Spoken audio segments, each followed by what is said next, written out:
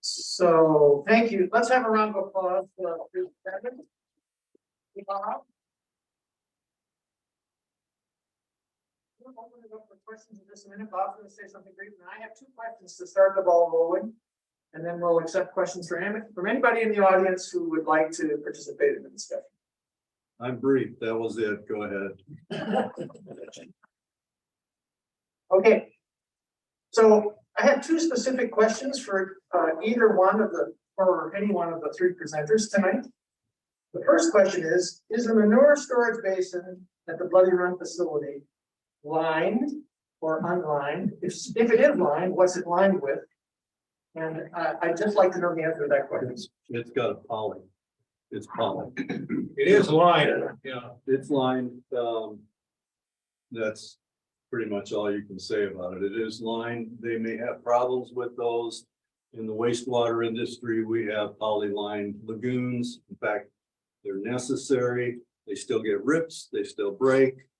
In Garnavillo, which is like 5 miles from this place, they had a brand new city lagoon and they filled it up with water. Went out the next morning to check it. There was no water. There was a sinkhole. That was not lined with poly, but it was lined with what they were working with at the time. That's one of the reasons that you have to have a poly-lined lagoon or pit. Otherwise, those are illegal in Karst. Okay. So Well, I have some more information on that, if I may add. The pit is lined with 3 feet of hard packed clay. It's Right. stripped back to topsoil. But you didn't bring that out. 3 feet of hard packed clay and then fabric on top. Right, and the 3 feet is what opened up the sinkhole at the Garnavillo new lagoon that we built in Garnavillo. That could be So, true. I don't know that. Yeah. But we go back again to this dilemma, if you want to call it that, of the DNR not knowing how to designate the Supreme Beef operation, because an earthen lagoon for an open feedlot is illegal in Karst if they have what's called a settled open feedlot effluent basin. But that's not what Supreme Beef had. So the DNR had to say, well, we'll go with the confinement regulation, and so they approved it. But well, they use open feedlot regulation, saying, well, it's not an open feedlot settled effluent basin, so therefore it's okay in Karst because it's an open feedlot, but it's not the kind of basin the regulation talks about. But since it's the kind of manure handling system a confinement would have, they should have used the confinement regulation, which prohibits an earthen lagoon in Karst. So it's the same dilemma that you see all the way through this. There's an interesting local connection to all this. When Chuck Gipp, who retired before Carla Lyon took over the DNR, Carla was gopher for the governor. And they put her in charge of the DNR. She immediately took the head of the solid waste section, Alex Moon, and made him the deputy director because she didn't know anything about anything. And so Chuck Gipp actually said that he would never have had allowed this to be permitted if he was still the head of the DNR. So thank you for that clarification. Here's another question. I think Steve might speak to this. Is there baseline water quality data to establish a baseline of water quality before the facility started to operate? And then is it going to be monitored going forward to compare it to that baseline water quality? So there's 2 kinds of water monitoring. There's professional monitoring and amateur monitoring. You may remember the Iowa Water Program, which is now defunct. So there is no state authorized amateur water monitoring. Now, professional monitoring, there are 2 continuous monitoring sites. One is at the bridge Bloody Run Bridge, near the county park. And then there is a newer one installed that is just below, it's on Greenfield Avenue, just below this facility. And so there is some baseline data. Certainly, there's a lot of baseline data 5 miles downstream. Got a good scientific baseline there. There is some amateur monitoring. We have set up a number of sites and we've monitored them several times. The new monitor that was just put on Greenfield Avenue, just below the facility, went into effect in September of 2020. And it showed for the next, 2021. For the next 4 months, it showed an average of about 10 parts per million nitrate. Then they started putting cattle in there, starting in December of 2021, extending. And from the moment they started putting cattle in there, you saw a rise in that data. Now, it's not a lot of data and it's pretty scattered, but basically you had about 10 parts per million nitrate at that point before the operation was started, and now it's up at about 20 parts per million nitrate. So that's a 100% increase on average. Yeah. Okay, so in 1990, I was on the Board of Supervisors here in Winnebago County. And we participated in a waste compact as a county with a number of other counties. And our waste agency has representatives of those various counties and our landfill. And we had an engineer who came to us and we asked the question, I asked the question, we know our landfill is lined. And what can you tell us about the efficacy of that lining in this landfill? Because we're concerned about the groundwater in Winnebago County and what the effect of a landfill that's servicing a multi-county area will be on our water quality. And he said to me, this is the engineer, he said, all landfills leak. It's just a question of when and how and to what extent. So whether this pit is lined or not, the chances are very high that it will leak. And when it leaks, it could be long-term and kind of moderate level, or it could be a catastrophic failure, which would have significant consequences spreading out in unknown directions and of unknown consequence. But that is the problem with the scale of this operation. The scale of what we do in agriculture, in industry, in anything, scale of what we do matters. And this scale is completely enabled in Iowa because we have a political system, a legislature, an executive branch, and increasingly a judiciary, which is controlled by one party. And that long-term control by one party breeds the phenomenon that many of us have heard about here and everywhere, and that is that power corrupts and absolute power corrupts absolutely.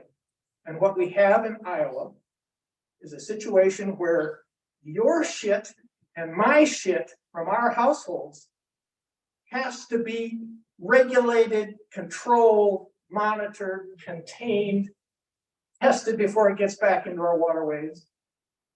And there's a substantial infrastructure around the country that requires human waste to be treated before it is released into our waterways. But pig shit, cow shit, and chicken shit, and turkey shit can go in various ways into our water systems without regulation and protection from our legal system because of that one power control of our legislature and our governor's office. That will not change until the one party control of our state changes. Steve, is that a question? No. And I didn't presume there would be a question. I'd like to open the floor now to people in the audience to ask questions and to engage with the people who presented here tonight. Yeah. Thanks, Steve. Thanks, you guys. Thank you, Larry. Couple questions. One, do we know where the beef is going, where it's being processed? And then my second question is more of a legal question, maybe to Wally. You know, there's a lot of moving parts in terms of environmental regulations on this facility. Whether it's like water quality, groundwater, soil contamination, you name it. And at what point does the EPA have to step in because the state of Iowa is not doing their job? Okay, so two things. Could everybody hear the question? Anybody need the question repeated? Is that everybody here? Okay, two things. I really don't think this panel wants to get into where the beef goes. That's- We're talking about Bloody Run Creek as an outstanding Iowa water and the lawsuit against it because of how this was put together. So we could be here for hours if we opened it up to the others. That's fine. I completely respect that. Yeah, okay, so what was the second question? The EPA, Oh, the EPA, yeah. The EPA always has what they call the backstop for the Clean Water Act. The Clean Water Act allows the EPA to delegate enforcement and regulation of the Clean Water Act to states if the states agree to accept that delegation, and Iowa has. But the EPA is extremely reluctant to step in and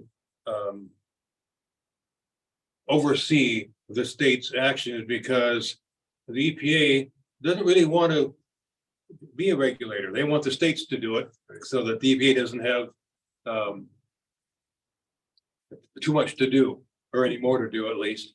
But several years ago, the Sierra Club and a couple of other organizations did submit a petition to the EPA to withdraw Iowa's authority under the Clean Water Act because we said Iowa was not adequately regulating CAFOs for the confinement.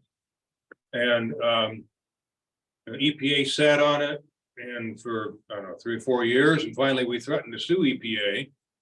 Then I got their attention, and they then came down, so to speak, on the DNR and imposed a 5-year work plan on DNR, where the DNR would inspect all of the confinements in the state and carry out any enforcement that might be necessary. It was interesting that in doing that, the DNR discovered 5,000 CAFOs they didn't know existed. And most of those, the defense of the DNR were small CAFOs that didn't have to have any kind of permit or any manure management plan. So yes, but I You told could the argue. director of the DNR that those 5,000 CAFOs existed, and this was the guy after Paul Johnson who went to South Dakota.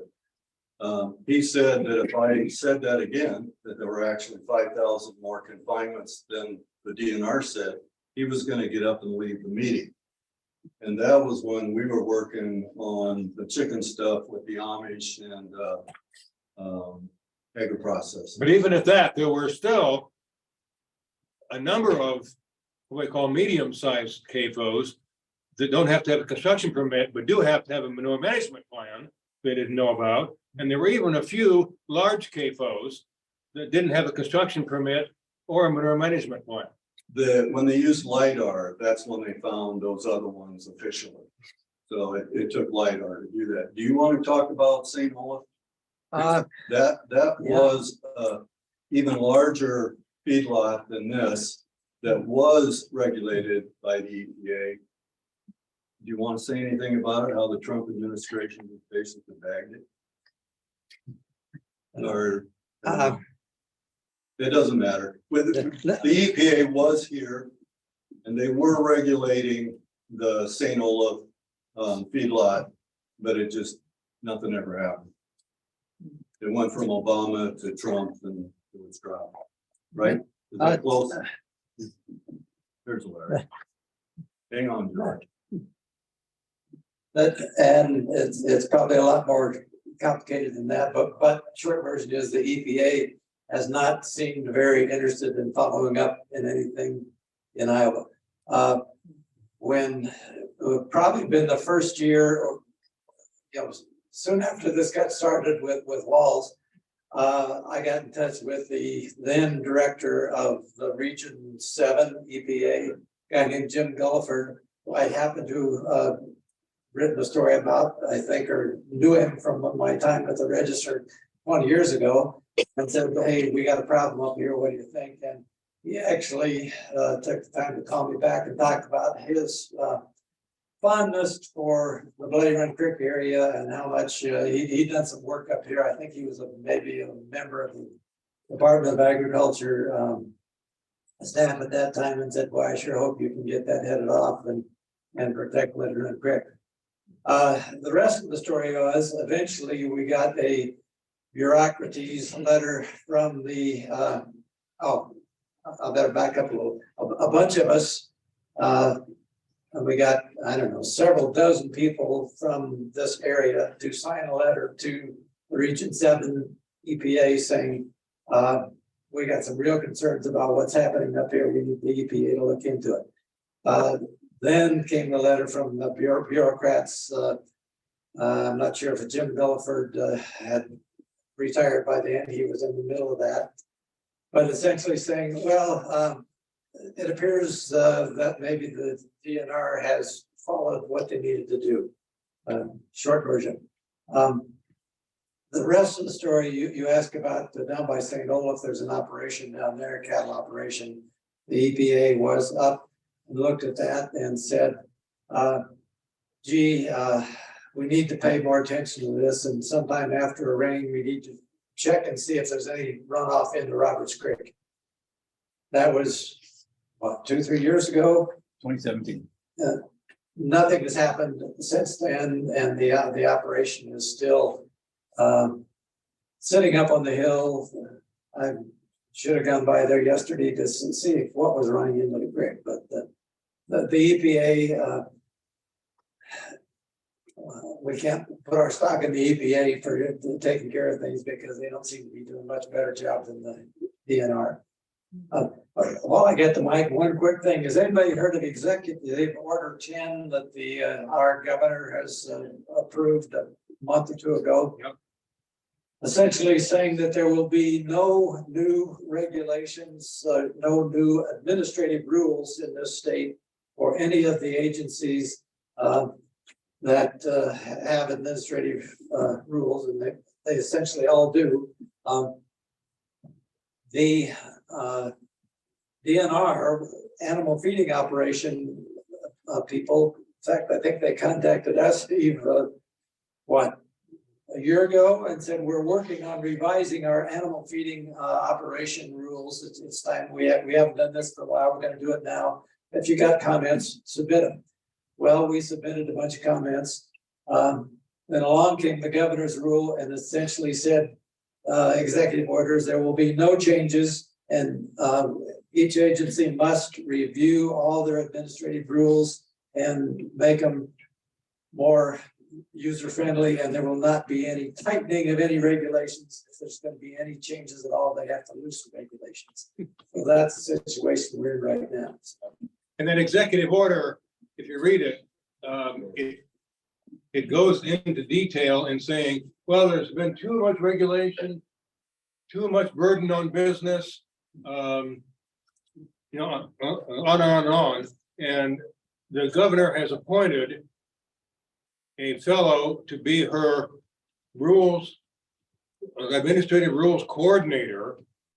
And he is going to decide whether or not these rules comply with this executive order. And for what it's worth, the guy his name's Nate Risto, and he's been a flunky for the governor for several years now. Before that, he was an aide to former Governor Scott Walker in Wisconsin. So what does that tell you? George. Well, I think I know the answer, but I'd like to hear your comments on, since you're working with the court system as a lawyer, the freedom to farm in Iowa how is the court system supposed to respond to that? Funny you should ask. I had a case last year, where my client, filed a nuisance suit against a big hog confinement next to him. And, the Iowa Supreme Court back in 2008, I think, or five, maybe 2005, had said that the freedom to farm law in terms of making nuisance suits illegal, so to speak. We call it immunity. That was unconstitutional according to the court back in 2005 or 2008. And so that decision had been reaffirmed a number of times. So the cable operator appealed our case to the Iowa Supreme Court. And the Iowa Supreme Court overruled that established precedent and said, yeah, it is constitutional because the legislature said the livestock injury is so important to Iowa. So, That's the power corrupts and absolute power corrupts absolutely part. One thing I'd like to ask, anybody else want to ask a question here in the room right now? Yes, what's your name? Bob. Bob? I was the resource enhancement and protection person 20 years ago. And I worked with DNR Director Larry Wilson. I can tell you right now, Larry Wilson would not have permitted this. It would have not went any farther. But I want to ask you, have any of you encountered in your investigation the name Christy Zumbach Carroll? She is a representative. She's Joni Ernst's representative for this area. And she used to talk to me in 2017 until she found out one lady told her in one of these regional meetings, what are you doing talking to him? He's a Democrat. But I thought you should know, Joni Ernst has people on her staff that are related to the Walls family. The other thing is, we didn't talk about the dynamite. no, No, we didn't. Uh, We only I covered was trying to 20%. keep it as short as I could. yeah, Into the other 80%. I and a couple of friends of mine, we were watching that very close. I called DNR enforcement. I tried to get him down there. I said, I'd like to have him down and we'll take some pictures and you can witness this, that this is happening, because I don't think that was right. A farmer can't even do that when he's making the pond. Yeah, well, another gentleman also filed a complaint. And the DNR just kind of passed it around to each other like a hot potato and nothing ever got done. But we thought it was important because that really establishes, if they've got a dynamite rock out of the center of that basin, that indicates it's karst. Doesn't indicate it, it proves it. But then Jared Waltz, who's the managing partner for the operation, said, oh, the dynamiting was to bury tile around the outside, a drainage tile around the outside. But that didn't make a lot of sense to us, but it wasn't worth, in my mind, Steve would have pursued it more, I guess, but in my mind, it wasn't worth pursuing legally because the DNR admitted that it was in karst. I called EPD at that time too, down in Manchester. You know how old I am now when I EPD. Yeah. And I asked them to send somebody up there immediately. Thought that was really important. And they told me this. They said, oh, we don't have anybody we can send up there right now, but maybe next week we can send. So I was at my chiropractor this morning and the secretary is a caver. And she's also hooked up with Spook Cave. And she had a video yesterday in the rain, the turkey went up 10 feet. And that little trickle that you saw coming out of the mouth of the cave, what that cave was completely full and it was just flushing out yesterday. So all of that is what we're actually worried about. Caves, fish, people's wells, all of that stuff. And what you need to know is elections count. So Wayne, you have a question? Yes, we've been sitting here a long time. What's the hope that the judge is gonna approve what we are talking about? Well, Wally said that the judge asked some pretty pertinent questions. Steve was there. Larry wrote a piece about the court case. It seemed like the judge was pretty skeptical. You never know for sure. Yeah. But he's a judge who's been there quite a while, and he was appointed by the Tom Vilsack. So he's not one of the Branstad Reynolds judges. So the problem with that system is that if this judge rules in favor of the lawsuit that's been filed, and it marches up to the appellate level, or ends up in the Supreme Court's hands if the appellate level agrees with the district judge.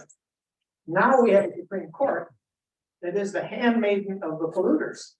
And so there is no guarantee that a judicial win at this level gets to a judicial win at the Supreme Court level. And the way to change that is to think about what the questions that you ask to your candidates for office. Do you, as a candidate, believe in state preemptive authority to limit or prescribe or eliminate the choices of local communities through the cities, through the supervisors, through zoning commissions, to affect any of these pollution issues? If we have state preemption, whenever the state decides that local governments can't do a damn thing about a problem of this magnitude, then we have a problem that is going to live a long time, probably outlive most of the people in this room.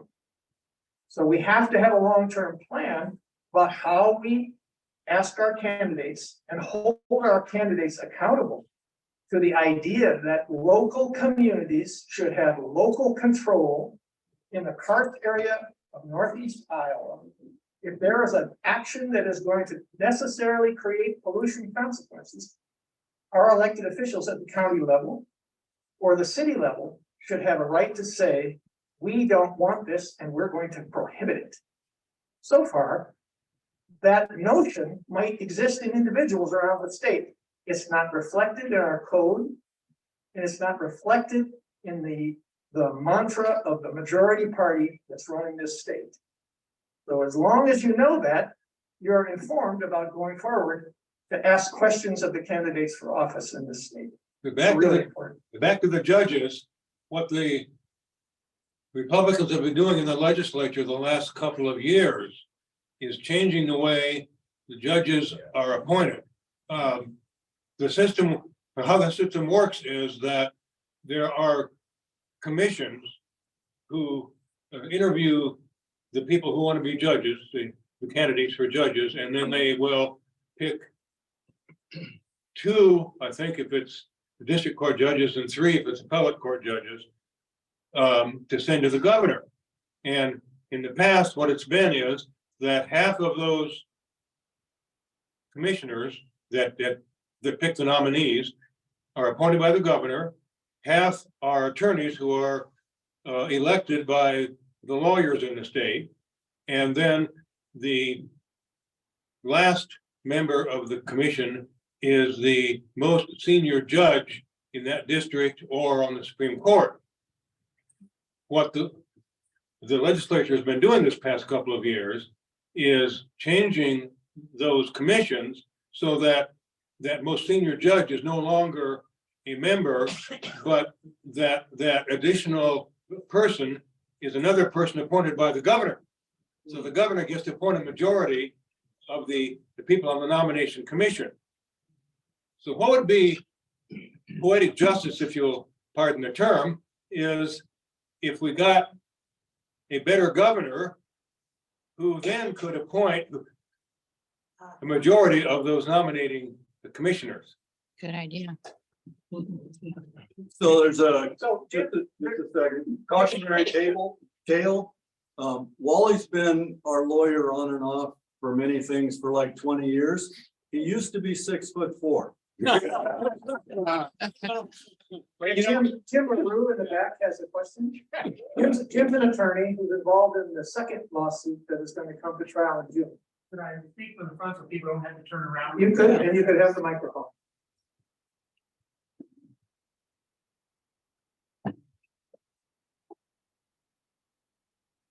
I could use the mic or without, if people can hear me. My name is Jim LaRue, and I accept many of the things that were said today, but have a slightly different vision of going forward. I can't say that without first thanking people like Wally, who's been in the trenches a long time. Steve Vasey has done incredible work. Lawyers, if we do anything, is we present the evidence that other people create. And without good evidence, you don't get anywhere. Larry has been a part of the group. I consider what we're doing is a small but important starting point. The litigation that we have here is a novel theory, but sometimes that's where you have to begin when the pathways that we used to look at have been blocked. And even if they're blocked by 7 shouldered robed judges in a particular era, it doesn't mean there's not another pathway if there's a will. And there is, and there will be. The unique approach that we're using in our litigation, which has no great promise of success, but whatever chance there is, it's worth doing. As far as I can tell, it's the first time that a group of citizens, I came here late to the show, the citizens were thinking about this. Why not challenge the permit that allows the water to be extracted, which results in the manure that then goes down into the streams? As far as we can tell, no citizens have challenged the issuance of a well permit in Iowa history. They had no procedure ready for us when we started. In fact, it was the demands for that.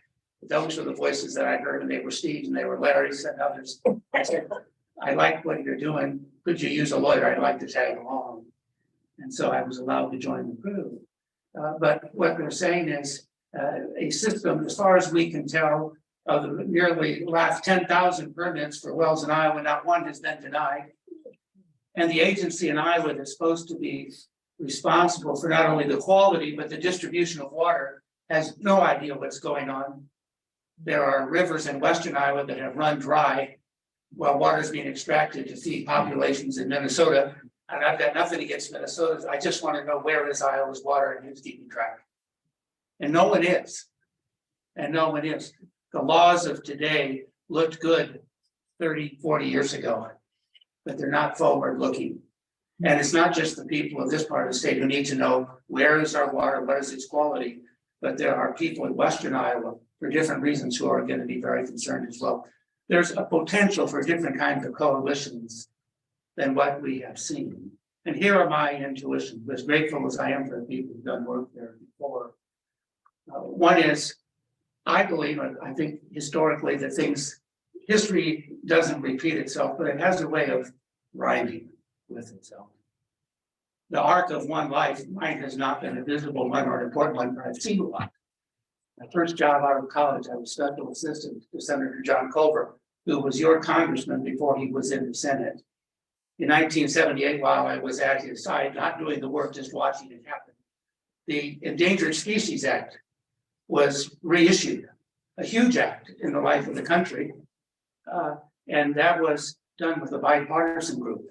We had such things in senators, Republican, Democrat, up the upper Midwest, the New England, the coalition. Populations had moved around, but there were sentiments there that haven't disappeared. That people knew to do the right thing, and it wasn't Republican or Democrat, it was both. Well, nearly a quarter century later, I was then an attorney, and John's son, Chet, who I met when he was 7 years old, said, Jim, I want to run for governor. And I said, Chet, I think we get you elected, but what do you want to do with the office? And he says, environment's my most important priority. He says, it's mine too, let's go. we got beat at every step of the way. This bill you were talking about, when it came through my office, because I was policy director and then I was chief of staff, I called it shit on ice. Yeah. Because we couldn't get something better going. We could feel the ground moving the wrong way, but every year it would come up, always asking for more. And the question they were asking, how much shit can we put on ice? Isn't the answer zero? Isn't the answer zero? Well, it pushed through. Well, if this sounds bleak, it's really not. I have a hopeful view because I feel people in rooms like this. I think, and we're thinking historically, and I sometimes do every November, I go to Gettysburg just to be there to hear the words going through again and to think about the battle being fought at the farthest point of the encroachment of a civilization. None of us would be in favor of slavery. If it had been the other way around, we'd have slave continents going down to Mexico. The world turns on certain points. And it's the bravery of people, and it's the right word spoken at the right point in time, and the world does change. I think the climate issues that are in front of us, which include water quality, I think, this is my premonition, that the Gettysburg of that movement is going to be somewhere close to where we are. I don't know of a place on earth where these forces that are right now clashing with each other incoherently have a better chance of becoming articulated than in places like Winter County, Iowa, or Clayton County, Iowa. The world needs food, the world needs protein, but the world also needs clean water. And you can do it both. And where would it be more vividly illustrated than a place like here? I think this is where it will happen. You know, it may not happen in my lifetime, may not happen in yours, but it's got to start as be small battles. And so from a variety of ways, some of you are politically oriented, some of you are legally, some of you just go into coffee shops and have friends you can convince. You know, but if you don't believe it, that it can change, it won't. And if you don't believe that a small step forward isn't an important one, it won't. But I'm of the view that it's going to. I'm inspired by the Steve Facey, where a man works his heart out. And he comes up with a lot of good ideas, but he's not the only smart one in this room. You know? And I thank you for the opportunity to say hello.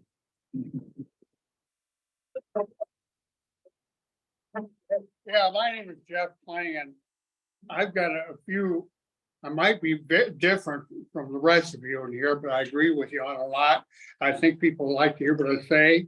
If I could have just a few minutes, if I get too long in the mic, just wave in front of me and I'll quit right away, okay? And I know Larry Stone, I've known him for a long. Tell me your name again. Jeff Kling, I live 4 miles from the Walls feedlot. Okay. And we've been here an hour and a half. And Jeff would like to get up and speak. Is there any objection to his getting up to speak to make a presentation? Okay. Jeff, go ahead. Okay. You can have the mic. I've got a handout here, just tells about, I'm a 3rd generation cattle feeder, and this handout tells about the number of cattle. Could you pass these out? You know what it's like. I only got not enough for everybody. Okay.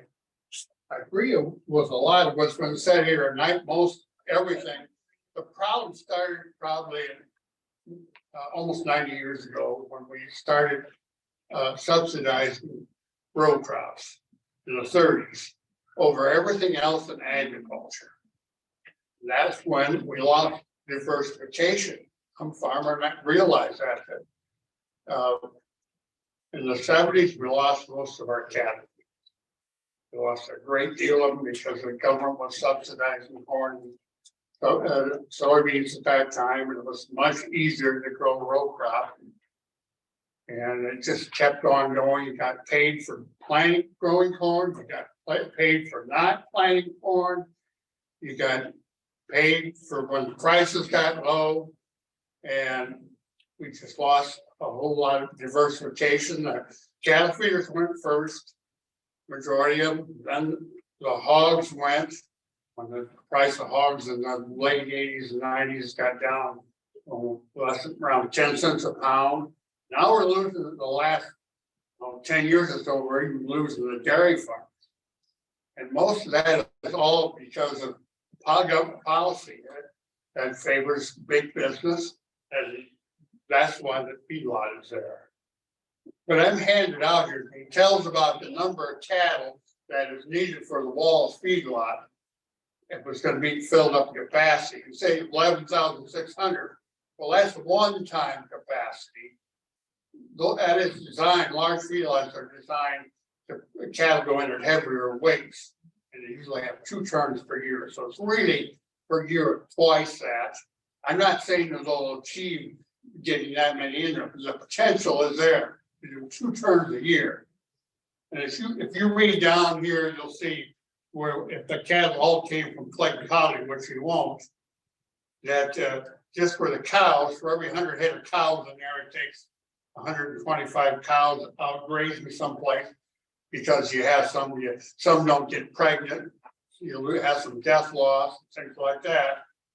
And it just goes on, and then finally it gets up. In northeast Iowa, it takes 2 acres for every cow. And I should say that cattle grazing on pasture is probably the best land use there is knowing. There maybe some others will argue close, but you have permanent coverage when you have pasture.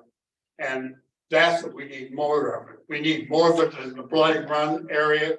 Mostly what we have there is row crops. And the problem there is that commercial fertilizer and pesticide use really isn't regulated at all. That can be, you can spread commercial fertilizer right down to the edge of the creek. A lot of places it is, where manure is somewhat regulated. So rules leave a lot to be desired. But at least there's regulations for manure. The Walls feedlot, if the cattle were gonna come from places like northern Nebraska, the Bassett area, I was out there with my brother to buy heifers, just it's been 2 years ago. In central Nebraska around Burwell, it takes 10 acres to carry a cow path there through the 5-month grazing time. In Iowa, my brother, who's a cow calf man, says the average is about 2 acres. Well, it takes 5 times as much, 10 acres. And then you go northern Nebraska where they have less rainfall and pasture land isn't quite as productive. It takes 20 acres. If you get down to the bottom here, with a Walls feedlot, it takes also the second year, the calves are on pasture the second year because they're raised up there yearling weight, because big feed like Walls, the younger cattle can't be in there that long. So their cattle are normally in a feedlot like that for somewhere between 100 and maybe up to 150 days. Probably average would be 125. So they have 2 turns a year. Well, it's more cattle than what we've been talking about tonight, potentially. But the thing I want to point out, pasture, the cows and the calves, the modern pasture necessary if they came from areas like northern Nebraska and areas with similar pasture conditions and climate. It would take 649,600 acres to pasture all these cattle. And that's probably the best land use we can have. And that I'm aware of. And I worked with Practical Farmers of Iowa who are big in this. Mentioned the Leopold Center for Sustainable Ag. Larry Stone was there when the meeting in Chalmer when they talked about how it was defunded. It still exists through loans and grants from private industry, but it wasn't originally funded by a tax on nitrogen fertilizer. So small that most farmers wouldn't even notice it. No, our legislature and the great authorities thought we didn't like the idea of sustainable agriculture, they wanted big business, so they defunded it. And it only does a fraction of the work of promoting sustainable ideas that are about water quality. And another agency that gets left out all too often is the USDA ARS, Agricultural Research Service. They have headquarters in every state, and some of the bigger states like Texas and California, they have more than one, up to 3. And one in Iowa's headquartered in Ames at Iowa State University, and they do, one of their main goals relate to air, water, and soil. Improving the quality of those. Because if you talk to the NRCS, you hear very little about the USDA's ARS. Even the people at work, I know some people that worked there for 3 decades at the NRS, and they say it's so bad. One guy said he was going to Iowa State about the time they built what is called the TILS lab, now it's called the Center for Agriculture and Environment, I believe. Is that right, Larry? Do you know? I think that's what it is. But anyway, he says if he wouldn't have been there when it was just being built, he wouldn't even hardly know it exists.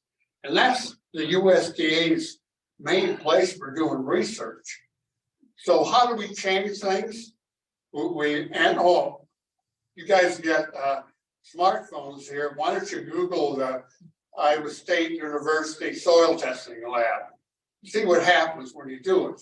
What you'll get is it was closed in 2017. A very important part in agriculture for farmers especially is that tool of the soil testing lab. And the excuse they gave is that the private labs were doing a good job of testing, and that might be true in a lot of cases. But who's doing the recommendations for the rate of application of fertilizer? Mostly your co-ops. And they might have agronomists there who might, and maybe probably trained at Iowa State. They're under great pressure to sell. And the attitude among conventional farmers, I happen to be an organic farmer. I don't say I'm always doing things right, but you can't use commercial fertilizer. I can only use manure. And restrictions sometimes affect, since I quit feeding cattle when I turned 70, I'm 73 now. It's pretty complicated buying manure if you want to buy from commercial outfits. Jack, could we wrap it up? Yeah, I'll wrap it up. Can I ask one question? that you Yes. could respond to? Do you have contact information on your letter here that the people who take it home might be able to contact you if they have further questions they'd like to? Well, if they want to take my cell phone number down, I can do that, or I can give you my email number. Why don't you give your cell phone number now and then let's wrap it up. So Yeah, I'm sorry if I talked too long. That's okay. Just get. Okay, my cell phone number is 319-231-9576. My email is Jeff, it's one F, and Kling is without the, is normally E on him, but it's Jeff, JEF, KLING at NEITEL.net. There's reasons to have feedlots in Iowa, and the rules have made it impossible for small operators. I'm sorry, but it's my time.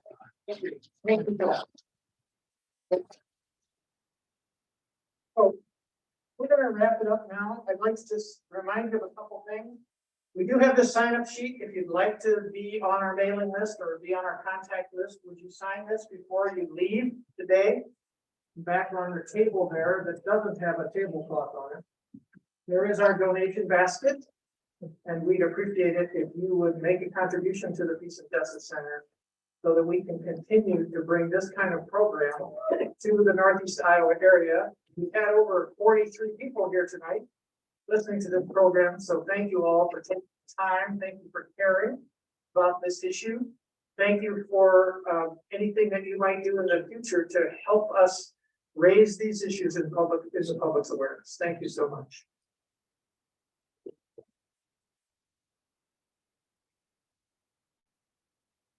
Being in business never